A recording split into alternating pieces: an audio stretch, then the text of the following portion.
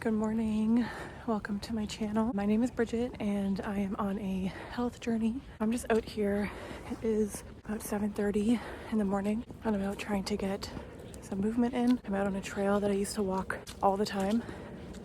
It's gonna be an emotional video, so just pre-warning. But yes, I'm out on this trail that I used to walk on a weekly basis, like multiple times a week, and I haven't been here in quite a while because this was mine and Eli's spot.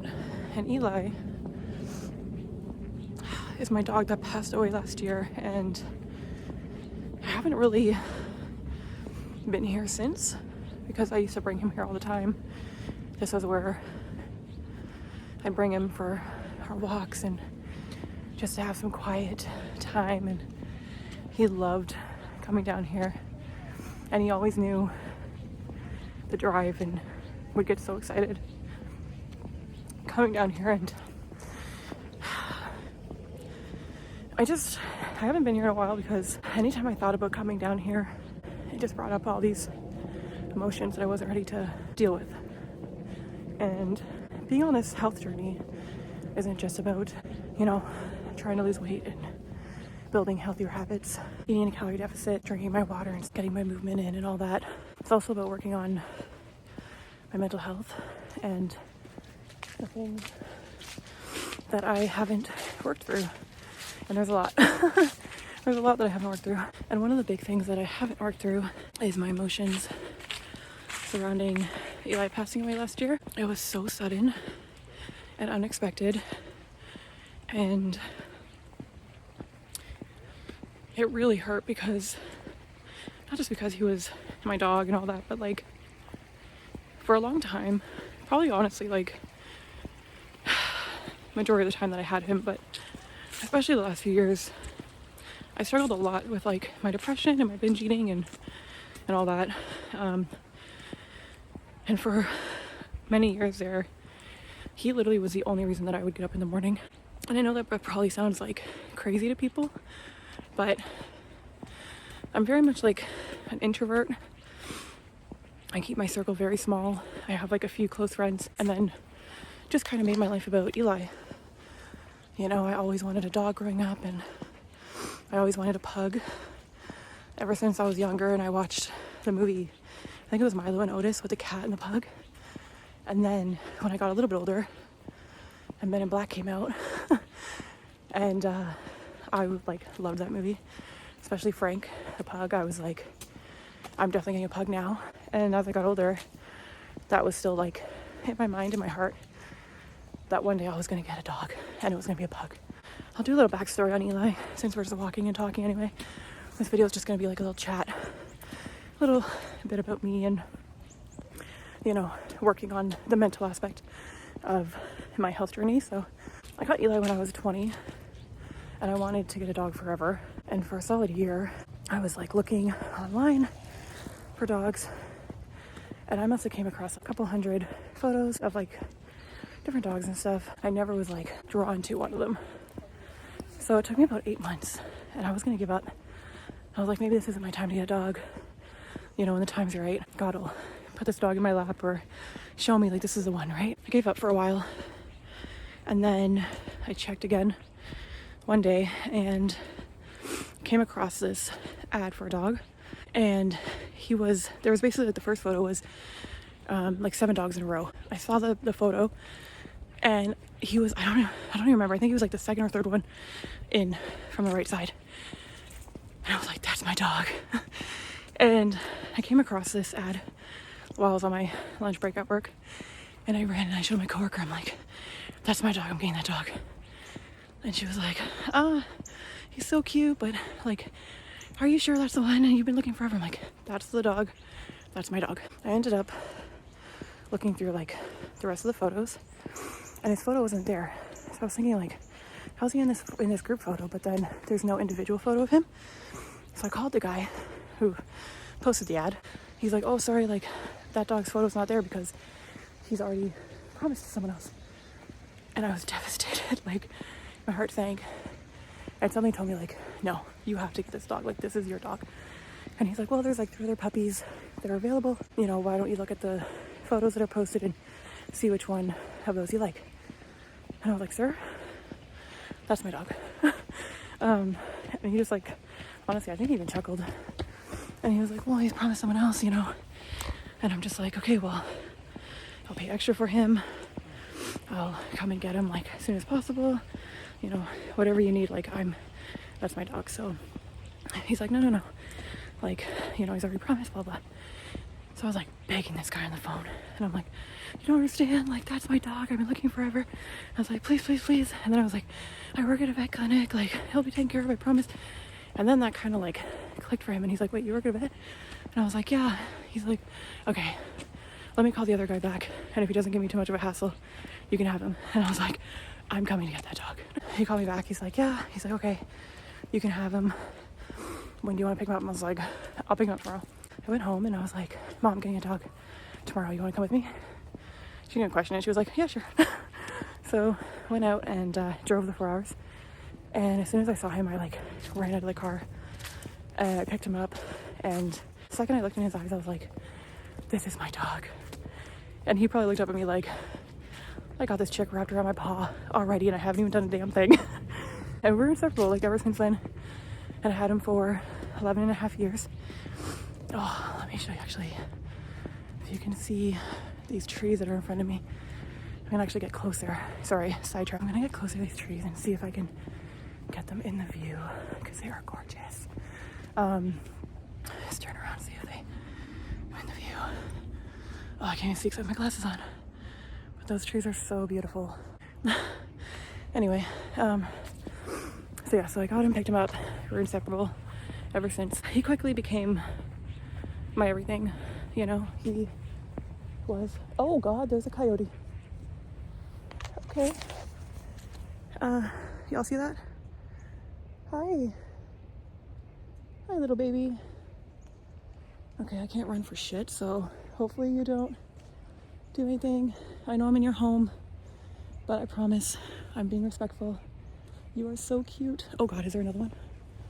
Shit. Okay. Let me just, I've never seen a coyote before. Like this close. I don't know if you can see that, if he's still in view.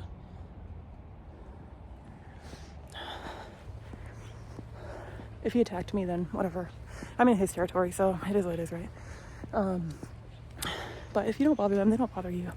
Unless you have like a small animal and they're hungry, then I guess, but you know, I'm minding my business, he's minding his business, we're good, we're kosher. So, but I'm gonna look back just to make sure. But yeah, so he just became my whole world. You know, I didn't have any kids, so he literally became the child that I never had. Not to say that I won't have kids in the future. If, you know, if that's in God's plan, then that's what's gonna happen, but if not, that's okay. He quickly became my world. And honestly, the only thing that mattered to me. And over the years, when I would struggle with my depression, and it would come in waves, you know, I'd go weeks and months and I'd be completely fine.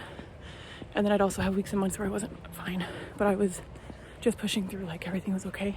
During those times, when I was really down and struggling, he became like the only reason I would actually even wake up in the morning, because he needed me, you know, like he was my dog. He needed to be fed, he needed to be walked, he needed to be treated with absolute most loving care. And I always tried to give that to him, you know, because he deserved it, and all animals deserve it, honestly. Like I always said, like, animals are literally God's greatest creation, in my opinion, especially dogs. Like, dogs are just the absolute best. Like, God really took his time when he was creating those creatures. So I just tried to give him the best life. And even when I was like down and really struggling, I tried to do what was best for him and get him out and get him the exercise and be happy and cheerful for him, because he always was so happy. You know, he was your typical dog where no matter what's going on in your life, like, he ran to you and was so happy and like just made everything better. And when I was depressed and going, you know, through those times throughout the years, he really pulled me through it. And I didn't realize too much at the time, like how much he really did pull me through all of those hard times. And until I lost him, I was like, wow, I honestly took him for granted, because as much as I loved him and took care of him and did my best for him, like, he absolutely did so much for me, way more for me than I ever could have thought or reciprocated, honestly. And he was the best thing that ever happened to my life. And I know that God put him in my life. And I thank God every day that I've had him. And I just pray that he also knows how much he was loved and how much I cared about him and how much he was like the only thing that mattered in my life. He passed away of cancer. Unfortunately, he had I can't even say it. He had hemangiosarcoma of the spleen, and it was very unexpected. And as hard as it was, my boyfriend and I decided to let him go peacefully because we didn't want him to suffer.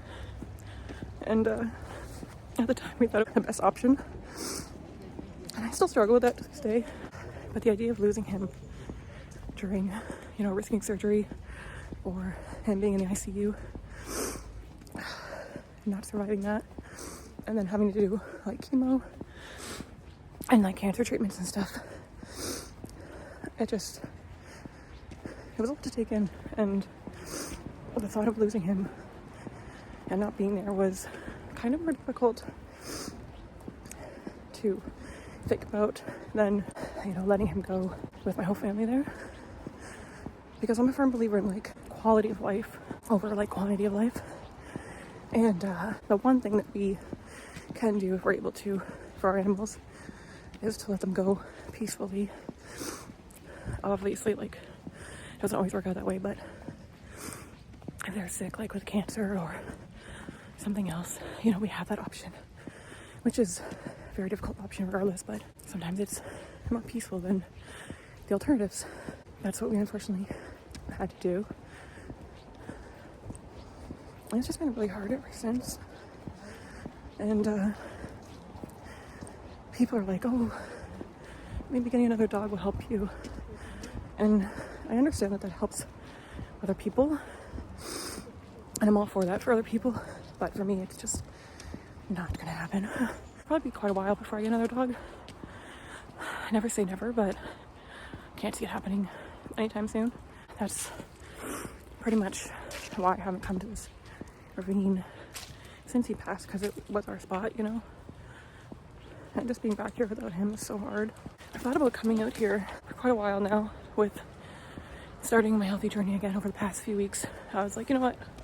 I loved coming here, and I need to just face my fears about being down here again and really go through the emotions. A big part of being healthy is not just your body, it's your mind. And I've really been struggling mentally. Before losing him, I was really struggling. 2022 was a really tough year for mental health, and I honestly just drowned myself in work. I didn't want to deal with anything. I didn't want to deal with what I was going through. I didn't want to deal with my emotions, my thoughts, my feelings. And all of 2022 was basically just binge eating and working. I was working like 70, 80-hour work weeks between my full-time job, my part-time job.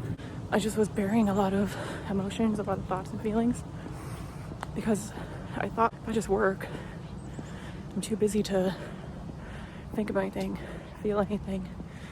So it was pretty much just like numb. But I had so much noise in my head, a lot of negative thoughts and feelings. And looking back, I was depressed that whole year, like really bad. I thought that if I could just ignore it, push through, like one day it'll just be better. But it doesn't work that way. You have to deal with your stuff. And I never did that. When I was younger, I never did that. So one weekend in September, kind of like a trigger warning on this one, but it's another thing which made me realize how much I really relied on Eli and how much he really made my life so much better. Because when I was struggling, he was always there.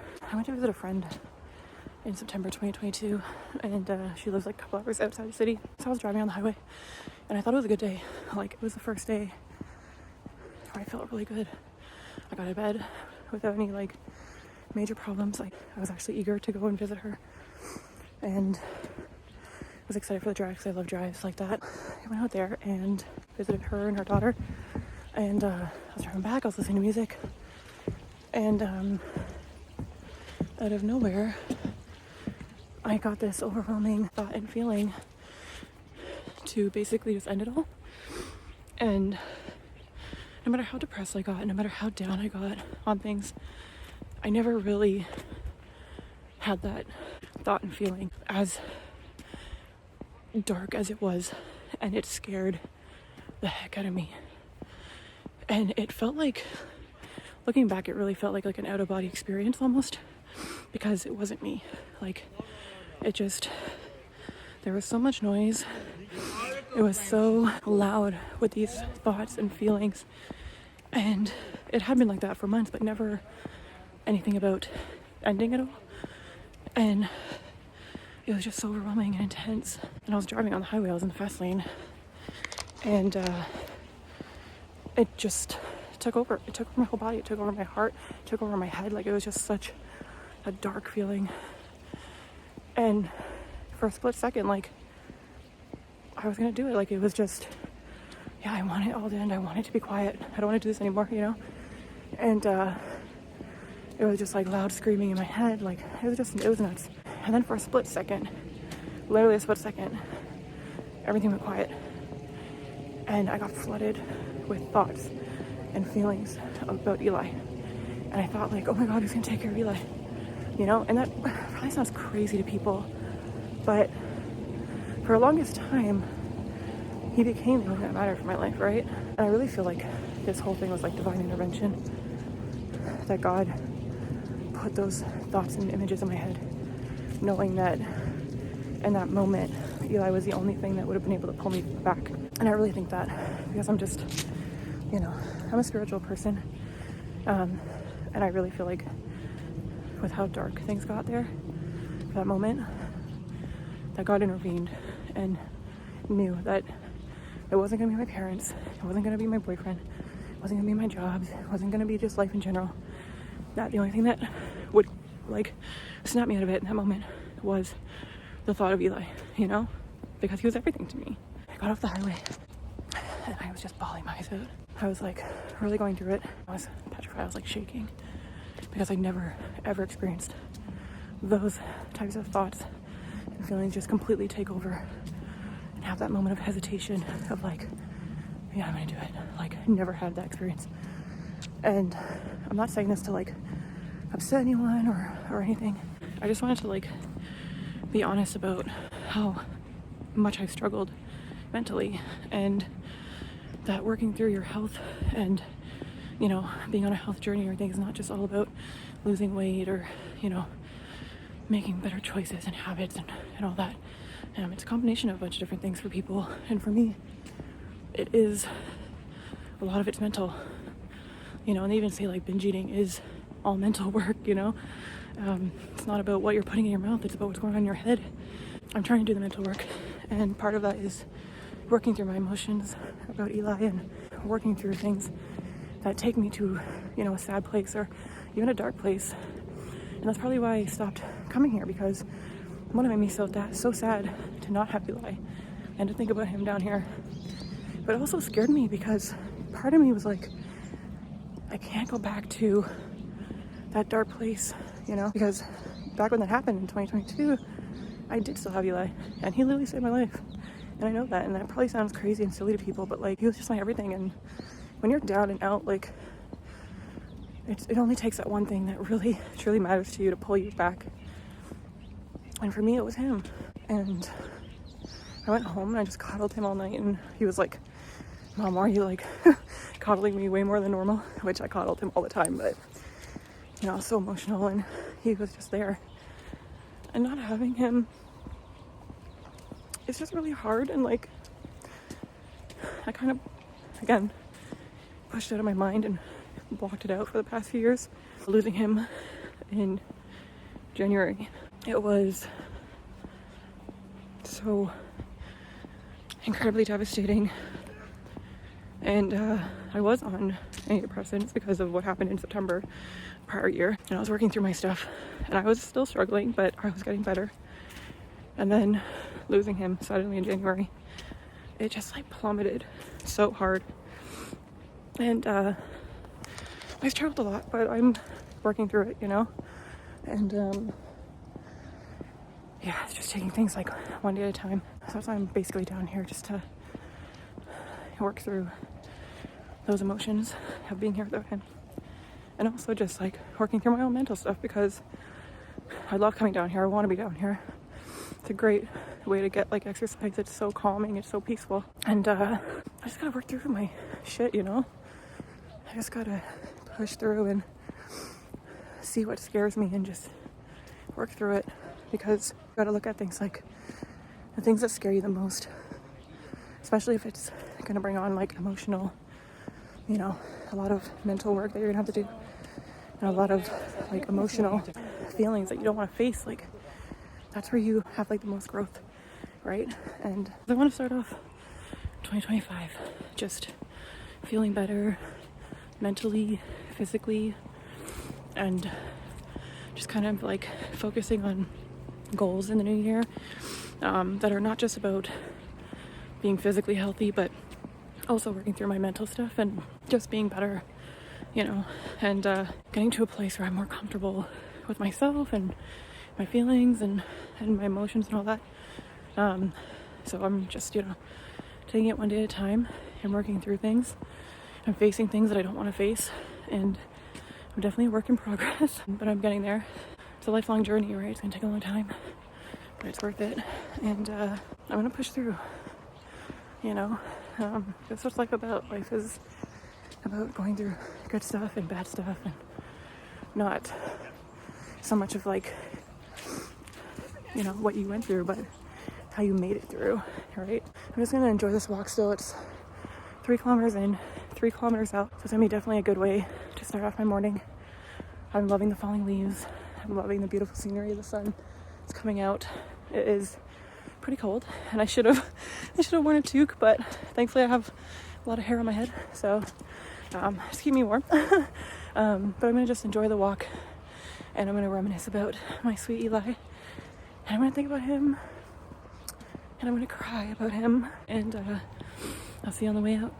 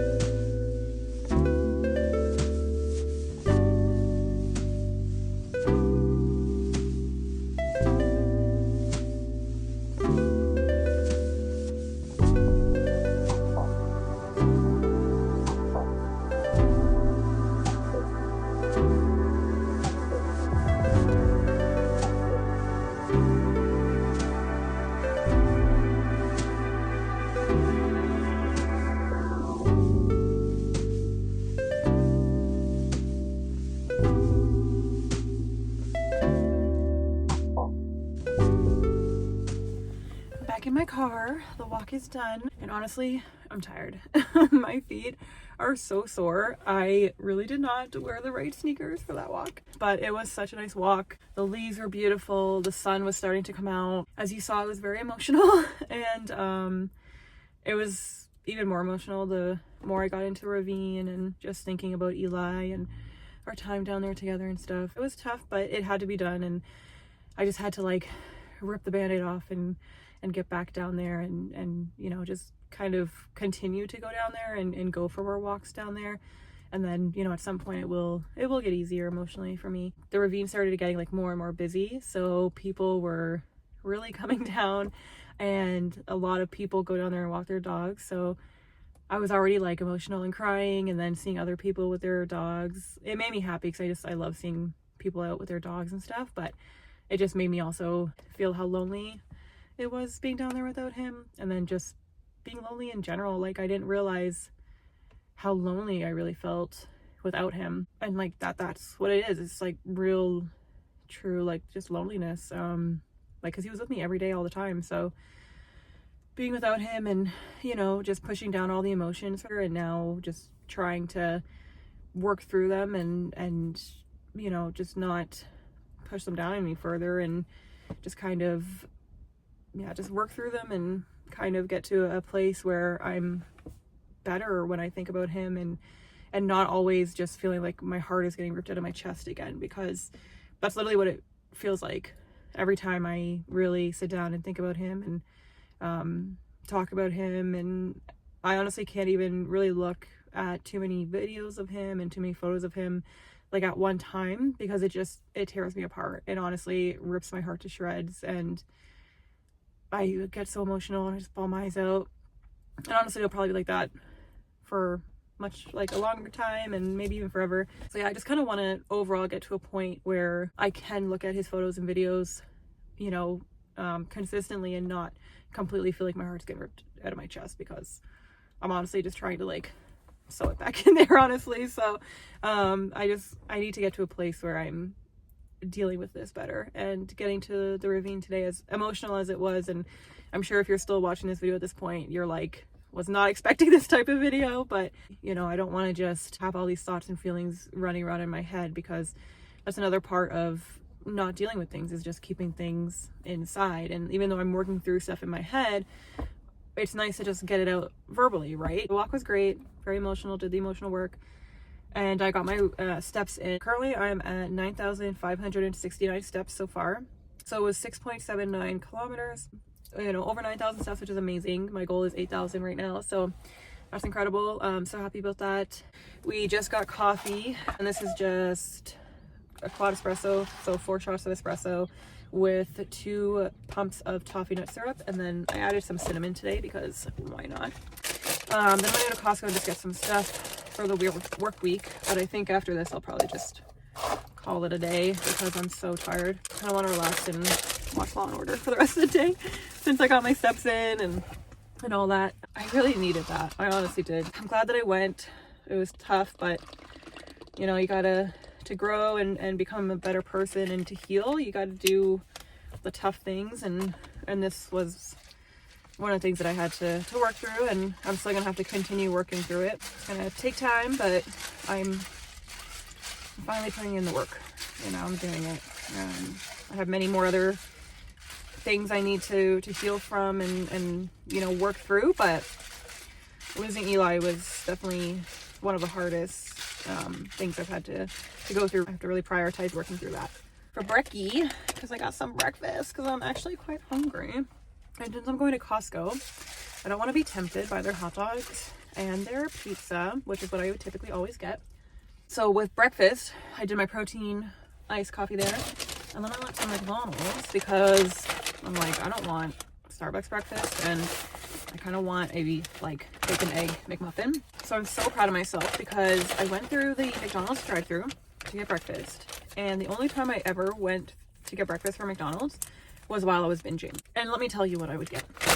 As embarrassing as this is, and I'm putting this out there, and I probably shouldn't, because the people in my life are gonna be like, what? Or like, people know, like my parents and my man, like he knows I struggle with binge eating and stuff, but they don't really know the extent of it in regards to when I would go out and binge and like basically hide my food or just like eat in my car or whatever. When I would go for breakfast at McDonald's, it was only because I was binging. Like I never went for breakfast any other time at McDonald's. This is what I would get for just myself. I would get a BLT on plain bagel, 2 hash browns, and a large orange juice. Okay, so that was my combo. And then I would get a separate BLT sandwich and another 2 hash browns. I know that doesn't sound, I mean, so for some people are gonna be like, girl, that's a lot, that's crazy. I know. It's definitely more than what an average person who doesn't struggle with food would not get. They would be like, what the heck? And for some people who struggle with binge, like they maybe get even more than that, right? Like everyone who binges has different amount of food that they binge on, but that would be my typical breakfast order. And that was just breakfast. And then I would like eat lunch and dinner and binge all throughout the day too. But that is literally what I would get. So 2 sandwiches, 4 hash browns. And I would just sit and eat it. But not today, because we're being healthy and we're getting our life together. So I got just one single, I'll even show you. So I got 1 hash brown, okay? And I was debating on getting the hash brown because I was like, I don't know if I can eat the hash brown and like not want more. And then I was like, girl, you're going through the drive-thru. You're driving away. So you're getting that 1 hash brown and you're driving off. And when I was going through the drive-thru and I'm waiting, and this voice in my head was like tempting me, like, girl, just get that BLT sandwich, get those 2 hash browns, get what you used to get before, but don't get like double the order. Just get 1 order. So get like the BLT bagel and then just get like the 2 hash browns. And I was trying to justify that, like in my head, like part of me was trying to justify that. And I was like, no, we're not doing that. That's what we used to do. We're not doing that anymore. You know, yes, I did the emotional work at the ravine. Yes, it was really hard and devastating. Yes, I'm still in my feelings, but I'm not going to waste that amazing walk that I had in regards to the movement wise. And I'm not going to waste the emotional work that I did already this morning by overeating. Technically, it was still the 1 sandwich and, you know, it was 2 hash browns, but it would have been an overeat. It would have been an emotional overeat, right? But I caught myself and I was like, no, like, I don't care how sad I am right now. I don't care how much my heart aches right now. I'm not going to feel better by eating a hash brown and a BLT. In the moment, I might get this like euphoria spark of like, oh, this is so good. I feel so good now. Like, but then as soon as I finish eating it, I'm going to feel even worse. I'm going to feel twice as worse because I'm going to feel sad about Eli and I'm going to feel like garbage that I went through the drive-thru and I ate more than I should have and I got more than I should have. So we're not doing that. And I literally was like arguing with my head. So I got through the drive-thru and the first thing I literally started, they're like, oh, how can I help you? Like, whatever. And the first thing I said was, may I only get, and she was probably like, what? But I was like, may I only have a bacon, egg, McMuffin with 1 hash brown, please? And I think she like definitely picked up what I was putting down because she was like, of course, 1 bacon, egg, McMuffin, and 1 hash brown. And she was like, drive through. And I was like, thank you. Because I felt like in that second, if she was like, anything else, you know, I would have been like, yeah, right? So she definitely was picking up what I was putting down because I went right up to the drive-thru and was like, may I only have, and she was like, okay, this girl's struggling or whatever, right? So I only got that. So I got the 1 hash brown and then I got the 1 bacon egg McMuffin. It'll probably be upside down because I'm using the front facing camera. So I'm gonna have this for breakfast. But let me talk about my weigh-in for a little bit because I did weigh in this morning. Okay, so last week I weighed in at 289.5 and then I weighed in this morning and I am at 287. So that is a 2.5 pound weight loss, which I'm so happy about. I'm so proud of myself for that because I did definitely stick within my calorie deficit this week. I prioritized eating more like home cooked foods, and then when I did eat out, which I'm pretty sure I ate out once or twice, and it was just like fast food. I think I got like a wrap one day and then I got chili another day or something, but I stayed within my calorie deficit and I made the healthiest choices that I could in that moment, right? And I did stay within my calorie deficit every day. I'm so happy for that. I'm so proud of myself for that. I'm going to keep making the healthiest choices, and I didn't binge at all. I didn't overeat at all this week. And let me tell you, there were moments where I wanted to literally get a bag of Doritos on my way home and just eat the whole bag. Like, I had this overwhelming feeling and thought in my head that I really wanted a bag of Doritos, like a whole bag, like the family size bag, and just eat it because that's what I used to do all the time. I don't know exactly what the reasoning was, like what the emotion was in that moment. I can't even remember what I was thinking or feeling, but I remember feeling that, and I think it was on like Thursday or something. But I worked through it. I literally picked up the binge code book that I've been reading, and I didn't even start reading at the chapter that I finished off at. I just skimmed back to what I've already read, and I've read over some of the highlighted points that I like previously read and highlighted through, because there are some like real truth bombs in that book. If you're struggling with binge eating, if you're struggling with overeating, if you're on a weight loss journey, like, and you need to put in the mental like work in, definitely get that book. Like, I'm obsessed with that book. I'm using it more as like a study guide through this journey. Honestly, it's not going to be one of the books that I read from start to finish and then shelf it. I think I'm going to keep this book on hand and just kind of like have it at arm's length. That way, when I do feel like triggered to binge or overeat or anything, I can just grab that book, read whatever, like pick a random page, and if there's, you know, a highlighted section, read that, because obviously in the moment when I'm highlighting it, it's resonating with me, because this is gonna be a lifelong journey. Like, I've struggled with binge eating since I was like honestly 8 years old. As far as back as I remember, I think I was like 8 when I had my first binge that I can remember. Back then, obviously I didn't know what the heck it was, and looking back, I'm like, of course I struggled with that.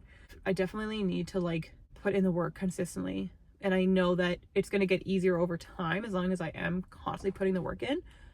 But I have to put the work in, and I have to be prepared for when I am triggered, when I am emotional, you know, when I'm bored, like whatever reason might, you know, come up to then have this emotional reaction or this mental reaction to binge or overeat or whatever. So that's kind of my plan. I'm happy I had another loss this week. I think I'm going to end it here because I feel like this is going to be a long one and probably not anywhere near what anyone expected when they clicked on this video. So if you're still here, thank you for watching. I hope that this video kind of helped you in some way, especially if you are struggling with loss, with losing a pet, with losing, you know, just someone important in your life. Just know that you're not alone, you know, that everyone loses people and pets, unfortunately, and it's such a hard thing to go through in life, but that's part of life, and I'm trying to remind myself of that. As devastating as it is, you got to keep pushing through and just take things one day at a time, and that's what I'm doing. And just give yourself grace, because as crazy as it might be to some people of like how emotional I got over losing Eli, because like there were people who were telling me like, you know, he's a dog, and I'm like, that's my son. Like, that was my son. That was the son I never had. He was my best friend. He was the love of my life. Like, I know that sounds wild to people, but he was my everything, you know? And that's okay. Like, people aren't going to understand that. People are going to understand that. There's going to be dog moms and dads out there who are going to, you know, maybe come across this video and can totally relate. And there's going to be people who are like, girl, you're crazy. I don't know what you're talking about. And that's okay. Like, everyone's journey is different. Everyone's life experience is different. And everyone's relationship with like the people in their lives or the pets in their lives or whatever, like every relationship's different, right? Keep pushing through and things do get easier, you know. There's a light at the end of every tunnel, and I'm more so saying this for myself too. You know, so thank you for watching, and I hope you have a great day. I will see you in the next one. Thanks for watching. Bye.